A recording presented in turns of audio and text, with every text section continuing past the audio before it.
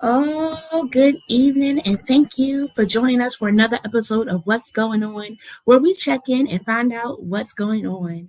I am your host, Jen Cares, and today we welcome Obsession, a native of Chicago. Hey, Obsession. Hey girl, what's going on? It's a good day. I am excited after, doing a little research on who you are. I'm excited to hear even more and to share with our SWAGhers about all that you're doing. That's what's up. Yes. So, first, let's get it started. Tell us a little bit about yourself. Well, y'all, I'm Obsession. I'm an author, an early childhood educator, an artist, a photographer. Yeah, I'm very artsy, creative. That's who I We am. like it. We Yeah. like it. We like it. Congratulations because you're in school Yes, ma'am. and we're about to be finished. Go you. Thank you. Thank you, How you Lord. feeling? Thank you. You're going into a good field. So, friends, she's going to school and going to get her master's degree in clinical psychology, and I Yep. love it. That's what I also got my master's in. So, what made you choose that path? Oh. Well, I chose clinical psychology because I wanted to merge it with early childhood education. I see myself a lot of children suffering from ACEs, adverse childhood experiences and stuff like that. I'm also a product of child abuse. So, um, working, doing that nurturing and that teaching and that growing. I wanted to continue once they leave early childhood education because a lot of stuff is happening with our black and brown children when they get even into kindergarten. They don't even have to go to elementary school. So I wanted to bridge the two so I could continue um, being an advocate I like it. I for our like it. little And it's ones. Yes. I like it. And it's so true for trauma because we'll think that it's a norm, right? But it Hmm. is a traumatic experience. It's something unexpected, and it could cause us to have different feelings about it, fear about it, anxiety about it, frustration about it, anger about it, right? And if we don't Hmm. deal with it, it can jam us up in the end. Absolutely. That's pretty cool. I'm really excited for you to be in that field because we also need Thank more you. of those black and brown in that field to show Absolutely. others Yeah. that it's okay to talk. It is. It is because it's still kind of taboo, in our community. Um, Hmm. it's looked at as everything but Yeah. strength, and it's actually Hmm. strength in getting help. Absolutely. And a lot of our people don't see it that way. They look at it as weakness, or Hmm. you know, it's just generational being trauma being passed down, passed down, passed down. Hmm. Instead of, I was like you say, make it normal. You know. Yeah, yes. Hmm. That's one of my models to really normalize the importance of us addressing our mental health. Because again, a lot of things can be going on be life sometimes. And if we don't address those Hmm. different things that are like weighing on us, we're like, what's wrong? Your mood is off. We're like, I'm fine, I'm fine. It turns Hmm. out you're not fine. Exactly. Yeah. Exactly. It's like my biggest thing is trying to get adults to stop dehumanizing children. Hmm. That's a big thing in the black and brown community. Our Yes. children grow up faster than any other Hmm. culture. Hmm. Um, we dehumanize them a lot. So that's why one of the reasons why I got into early childhood education and then Hmm. now clinical psychology, and with my focus being trauma and individuals with Yeah. ACEs. Hmm. Dehumanize. And Yeah. I think it comes from us forgetting that we were children too, that we were young too, that we went through too, and we didn't always like Yeah. it. We didn't always understand it.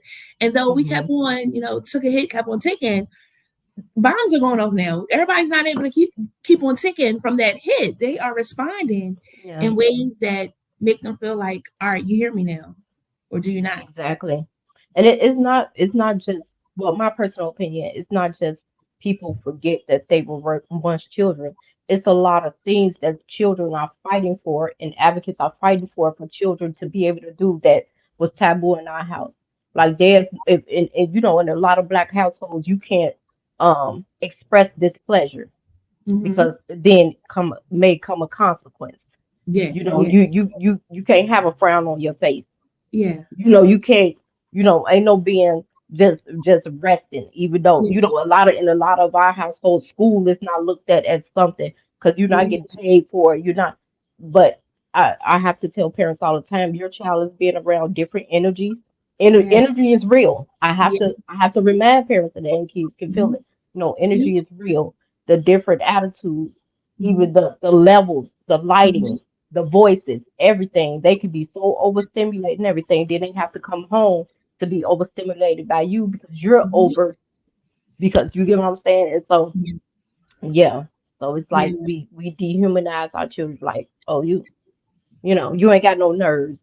You 10, yeah, they got a nerve. They got nerve. They got nervous system. They got nerves. You know what I'm saying? So, you know, that's I'm just on a mission, you know. I love it. I love it. Hmm. And they're so inquisitive now, kids are. So they want to ask questions. They want to know things.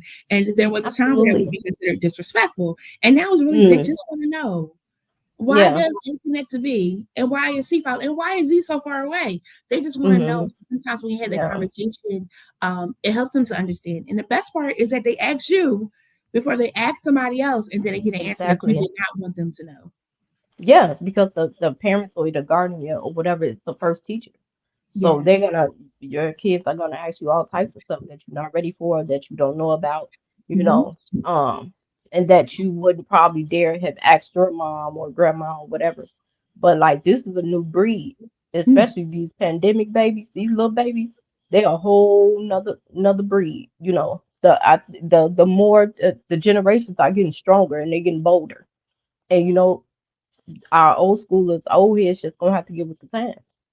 You know, and that's another reason. 'Cause I used to be a parent educator, and I used to have to.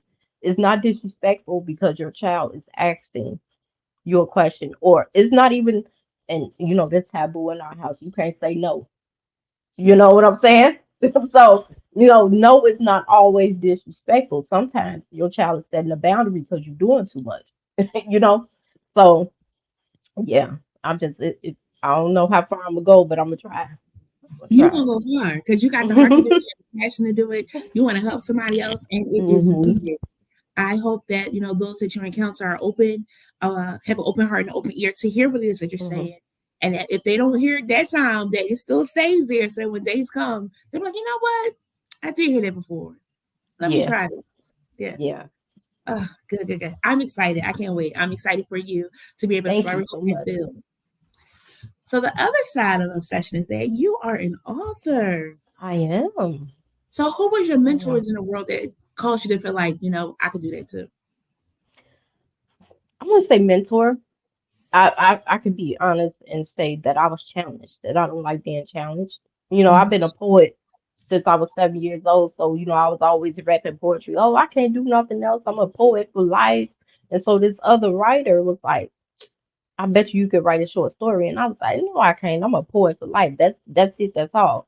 You know, she was like, I challenge you. I was like, oh, you challenging me. Oh, okay. So I wrote one chapter and it was at 22 books later. 22. 22 books later. 22 books later. All because I got challenged at one Now, everybody don't time. do well with challenges, but you went from one chapter To to 22 books, yeah. 22 books. One kudos. Amazing. That's awesome. Thank you. Hats off to you. What has been your niche of how's that journey been of becoming this author? After that challenge, how did you get to 22? What was that journey like? Because I'm sure it's 22 plus more, but what was that process to Um, 22? oh man, it's been honestly, this journey has been off the chain. The literary industry is like the rap industry, to be honest. It's a lot of beefing, it's a lot of stealing, it's a lot of, you know, so just staying in my own lane. You know, I do let things get to me, like, you know, some of the things, because I'm like, man, I'm on the straight and narrow. I'm not, you know, doing anything crazy, you know, doing anything illegal, but these people are bestsellers and all that other stuff. So I get like that, but I reel myself back in, like, okay, it's people that actually like your work. It's people that actually read you and actually inbox you and post on your page when the next book. You know, people will text me, you writing? Like, you know, I ain't no, hey girl, how you doing? Is you writing? Like, damn, you know what I'm saying? But so yeah, it's been wild. My very first book, like I said, I wrote it the first chapter based on the challenge. And so everything was stacked against me with that first book. Like I wrote one chapter and my computer crashed, right? No, I wrote, I want to say 2 or 3 chapters and my computer crashed. Then my apartment flooded. And then I miscarried my son. All of that happened, right? And I laid in my bed for 6 months and I wrote that book and the part 2 to that book on my cell phone. Wow. Because I'm like, through all of that, I still had the fire Hmm. Yeah. to do the story. And so I was like, oh man, this really must be something, a gift that God gave me that I was able to still do that Hmm. after, tragedy, type thing. And so I just kept going. I kept going. My niche is erotica and drama. Those are my favorite thing. I tried to write romance, you know, I like it. just I to like do just do something new, but it's really erotica and it. Mhm. like drama. Gotcha. Gotcha. Yeah. Oh, this is amazing. And Hmm. it's interesting how when we step out to do that, which we feel like we should be doing in the world, all those things that was coming against you, the camera, the Yeah. phone, the laptop going down. But you know, our cell phones, we sleep on our cell phones and they notes. I love my little notes on my cell phone. Hmm. Reasons I didn't lose it, hopefully. Yeah. Um, Sorry for the miscarriage.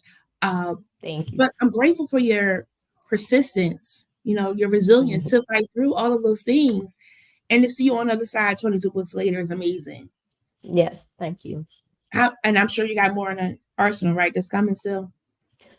Yeah. Yeah. I actually wrote some books that I haven't published yet. They need to be edited and Okay. formatted. And I'm Okay. writing, I think this is book 23. Hmm. I just started on like last week. I have poetry books as well. Okay. That's not included in the 22. Okay. Um, that's actually where my name came from, Obsession. Being a Mm. spoken word artist. I used to Okay. perform poetry and because in high school I went to regular high school and then I went to a writing program. So I went to school 6 days a week. And so we used to perform Hmm. poetry and stuff like that. So it went from that to me performing like erotic poetry and Hmm. stuff like that. So that's basically where my name came from, type thing. Gotcha. But yeah, so I just performed, I want to say last week at a book signing, a Chicago author book that I haven't done it in years and it was so fun, but I think I would still be in retirement on that. I don't know. Mhm. Yeah. So, but yeah. Hmm. I like it. I like it. And it's funny because like when I was in obsession, I was like, it just became like a thing where you kept going because to go from that 1 to 22, those first couple of chapters inspired you to keep on going. Is it like series or is it some standalone books and things? Both, both. I do a lot of duets. Okay. I'm known for doing a lot of duets. Part 1, part 2. I only have a couple that has a couple, 3 Okay. that are trilogies. Okay. But yeah, I have maybe 2 standalones. Okay. Yeah, I usually do duets. That's my thing. Gotcha. Gotcha. Now, how can somebody Hmm. get your book? I'm a book reader fanatic. I do a lot of Kindle. Um, but I like it because it goes. Now, sometimes in the trilogies, they get me caught up. I be like, now y'all know. But if the trilogy is already done, then I'm excited because I could go straight through. Patience, Hmm. sometimes I need it. Because you get into the world of the story that's going on. How can Yes. people get the books? On Amazon, I'm having a website built right now. Okay. But on Amazon, I can post the link to my books. But yeah, I Mhm. have ebook, I have paperback. I also have paperbacks with me. I'm working on getting them on audio Mhm. books and everything. So, Very nice. I'm excited. I'm excited. I'm happy, that you have pushed through and did this. To other creatives that are listening, what wisdom would you give them when it comes to being an author or a poet and standing up on a stage? Because that could be scary. oh yeah, Even a book could be scary. Like, will they receive it? Will yeah, they not? yeah. It's very, very scary. My wisdom is a lot of people told me and when we first came into the industry, they like tough skin, tough skin, tough skin. But that goes against everything that I am. I'm a person who will tell somebody, feel those feelings, feel Mm, them, remember them, and come up with a plan. Okay, I don't like this feeling. I mm-hmm, don't like, how this turned out. How can what preventative things can I do? How can I step my game up type thing? mm-hmm, That's my wisdom to new authors who people want to get up. Don't let nobody say, oh, you gotta have tough skin, you gotta, they told me all that and I tried, but that again, mm-hmm. dehumanizing, Yeah. you know, because I love what Whitney Houston said. She said she don't read the papers and stuff like that. She don't read reviews, the good or the bad, because the good can bring you up and the bad can bring you down. And she don't want other people who don't know her controlling her emotions. Basically, Yeah. that's what she said. And so I just took on that that model myself. Not Mm-hmm, saying that I don't appreciate reviews and all of that, but if I allow, other people um to like control my emotions, like she said. Like I had a whole breakdown the other day. I'm like, what? I did all this and I did all that. And no. And I wheeled it right back on in. And that's what I tell new authors, feel those feelings and then mm-hmm, hey, I didn't like the way that made me feel. What can I do? Like mm-hmm. become proactive. A lot of, Yeah. don't just be a duck and let it roll off your back because, Yeah. you know, some reviews can be helpful, you know Absolutely. they could be helpful and some just flat out mean, Yeah. so but I don't want new authors like shutting off their feelings. Mm-hmm. I don't think that's a good thing. You're Yeah. supposed to feel your art and everything that come with it. Yes. So I like this. I like this. And it goes to the part of being able to survive that, to embrace the good, bad, and ugly of it, because you were sharing how sometimes mhm it can be those in the poetry world and the arts world and the author world that are stealing your stuff, taking your ideas, hating on you because you're flourishing a little mhm bit more than they are. And the world that we live in, everybody got something to say. You have to have tough skin. But it's okay if you have soft skin because we're human. And it does yeah, hurt. It does sting. We exactly. don't like it, like you said with mhm the feelings. Is that the words of wisdom that has helped you as well to be able to combat when people are saying things good, negative, and in Yeah, between? yeah. I have my moment, and that's okay. It's okay to have the moment, but bring it back in, you know. And that's what I always tell people, because it's a lot of people who like inbox. They like to inbox me because I don't charge. A lot of people like, oh, you want me to tell you how to publish a book or what to do, what to do. You got to pay me for a consultation. You got to do that. I don't do that, so they feel comfortable contacting me or whatever. And I tell them, listen, these are the things. You can either do it the quick, fast way. It's kind of like, people who go on the streets and sell drugs. It's like these are the things you could do to go immediately to the bestseller. Or do you want to have dignity? Do you want to have, do things the right way and be proud of yourself? You know, and so yeah, Now that's big. I'll keep all that in there. Yeah. That's big. Now, if I told my brother I was giving him information that wasn't charging him, he would be hitting me upside my head like, "What is wrong with you?" But I also get the balance of still giving some to people, right? Because everybody has a different hmm voice. So though I may hmm give you information, the audience that you have is different from my audience, and it doesn't dim hmm the light of my audience because if I'm still grinding hmm and hustling, hmm doing the best of what I need to do, they're still going to come back and still listen to me too, and I still can help hmm somebody else as well. So that's pretty big. Yeah. Pretty big, pretty big, pretty big. Kudos to you. Kudos to you. Got it. So Thank you. we have these 22 books, Yes, ma'am. some more to come, Absolutely. helping out in the education field, helping out with that mental health piece. Let me come back to the books though. What made you go into erotica? Was that from the poetry? Or was it like that was just like the best? Any crime, any mystery? Have you tried any other? I'm flat out. I'm freaky, so I write it. Get I it. mean, I, it's just as simple as that for me. I mean, a lot of things that I write in my books, I have experienced, I have done, I have played with, I have used, I have, Yeah, So and top that with imagination. gotcha. Okay, so My this is my a eroticas are review. my best selling books. Gotcha. So Gotcha. Gotcha. This is like a review in book form. It's the book form of a Yelp, of a Google review, of a mhm, 5 star. Do this, don't mhm, do this, try this, or mhm, maybe try this. You might mhm, like it too. Pretty cool. Pretty mhm. cool. That's Yep. cool.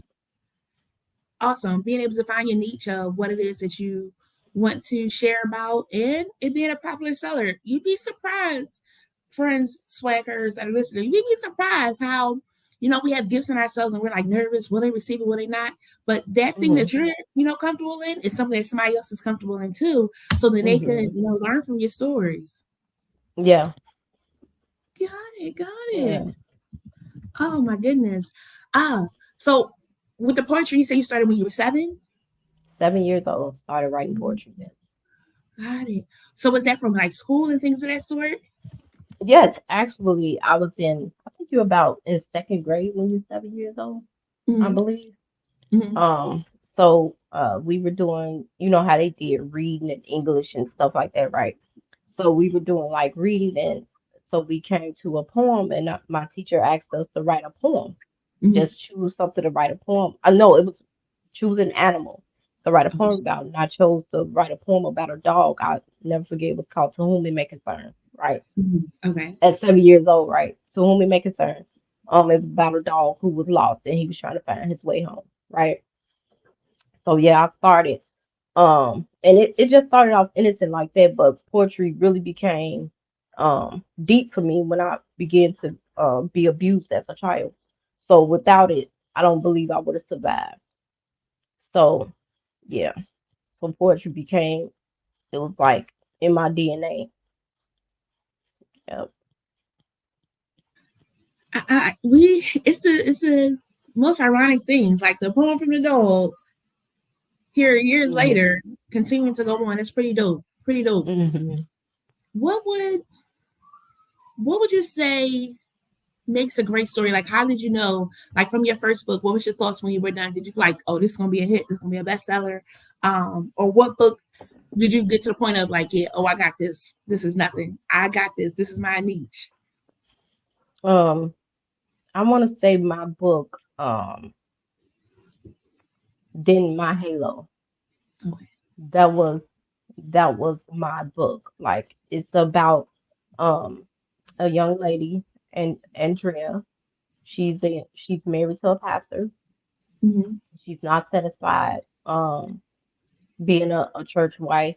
She basically got with him to because he was a sucker and so she licked him. You know what I'm saying? So Mm-hmm. she wanted to get out of this situation. Yeah. Saw a man with some money, whatever, whatever. And so she dips off like every Tuesday, I believe, to a strip club because she's in love with this one stripper named Blaze, Mm-hmm. right? So yeah. So but he has a brother, her husband, Denny has a brother. His name is McCaden. Mm-hmm. He gets out of prison, he comes there to do some work while Denny is away on a revival type thing, and it goes down.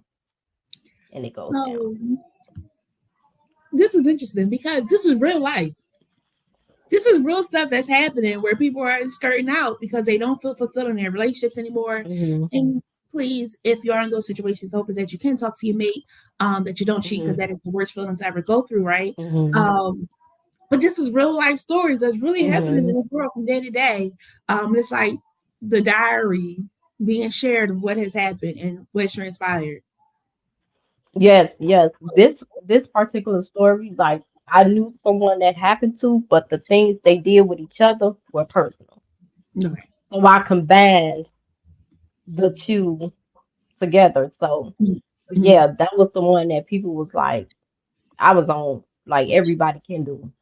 Uh-huh. Every time I turned around, they was just that's the first book in my series, Nasty, Naughty, and Nice. Mm-hmm. So and the second book is called 9-inch Double, and Okay. that's about McCaden. Mm-hmm. How he got the name and all that stuff. And the third book came out in January called Sweet. Mm-hmm. So yeah, that series has done very well. I have no doubt because again, this is real stories, and then you just let your imagination run. Anything is Mhm. possible to happen to these guys. Y'all got to check out these books, because you're in Mhm. for a good time. It is a review of life, but also sharing some real stuff. And if Mhm. you're trying to do it, maybe read the book and live through the book and not do it in real life. Again, because different situations could cause people to respond in different ways. We would start off talking about Yeah. trauma, right? It Yeah. would be a traumatic experience for somebody if they find out that you cheated on them. Yeah. Yeah. And especially, it's the whole church element, Mhm. a thing, but it's the truth.